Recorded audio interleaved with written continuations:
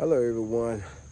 Um, Here is evening time, so good evening, good morning, good afternoon, whatever time you listen to this. So just come walk with me, just while I'm out here exercising. But my mind went on First Kings chapter 11, and in First Kings chapter 11. My mind went to Solomon because when you read First King chapter 11, um, Solomon had did something God didn't approve of. It rejected him from being king. And one thing that got to me, Solomon had many wives. And man, if I'm wrong for saying it like this, I hope God forgive me. I found out it wasn't necessarily all those wives that Solomon had. The problem with Solomon is the women that he chose in his life. Because God told him, read it, he told Israel, not only just Solomon, told the entire Israel, because by Solomon being an Israelite, that includes him. Do not marry these women. But he chose to do it anyway.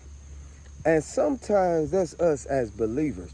God tell us not to be hanging around with certain people. They will turn you away from me. If you ever notice, if you keep hanging around with somebody sorry and lazy, don't want to work, you're going to end up being sorry and lazy, don't want to work. If you keep hanging around with somebody who cheats on their spouses or whoever they're in a relationship with, if you ain't careful, you're going to end up cheating on somebody. Correction, you're going to end up cheating on your person, whoever you're in a relationship with. Um, so this is what happened to Solomon. He ended up marrying these women that God told Israel do not marry. And check this out. It turned his heart from God. In his old age, that's got to me right there. You would think we do foolish, ignorant stuff when we young. But here it is. This man's supposed to be old, mature, because you remember he was known as the man of wisdom. But here he is getting old and turning from God. Look, if you study just study the whole book of Kings. If you notice one thing about God, sometimes you can do something that God said not to do it. And guess what? If you do it anyway, sometimes God don't even rebuke you right there. Sometimes God just let you keep doing what you want to do. Let you fall in your own trap. Because God has said, look, I already told them about it.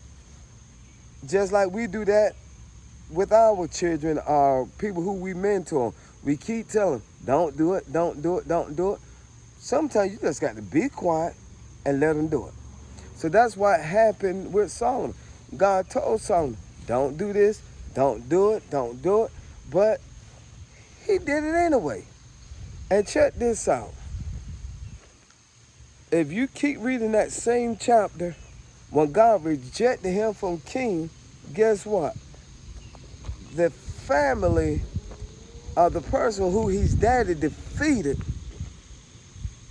God allowed that same man who his dad defeated to allow that family to be his adversary.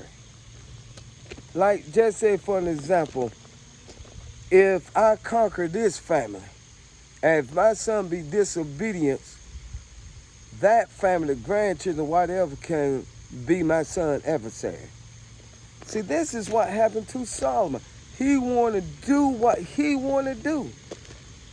In his old age, where he should be enjoying life, enjoying being with his grandchildren, enjoying being a king, but yet in his old age, he wanted to turn his heart from God. He wanted to turn his heart from God. Why you want to turn your heart from God? Why? because you want to be disobedient doing what you want to do. So I'm here to encourage you. If God called you to separate yourself from certain things and certain people, separate yourself. Separate yourself. It's not worth losing what God has ordained for you to have because you fooling around with the wrong crowd. So I'm here to tell you to stay encouraged, stay focused, stay blessed. Because God got something great for you. But by you associate with the wrong people, you're going to turn to their God, not the God above. So stay healthy, peace, God bless. Continue reading God's word and continue praying. Love you.